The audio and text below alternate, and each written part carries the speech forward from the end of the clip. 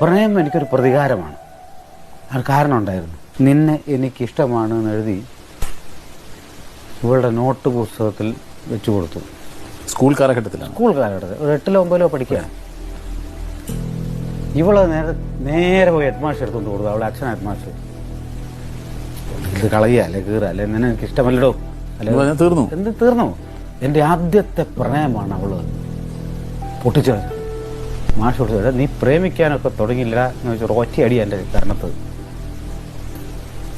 ഒരു period class നിന്ന് പുറത്തു നിർത്തി. അതാണ് എൻ്റെ ആദ്യത്തെ പ്രണയാനുഭവം. അപ്പോൾ പ്രണയം പാടില്ല എന്നാണ് എൻ്റെ അധ്യാപകൻ എന്നെ പഠിപ്പിച്ചത്.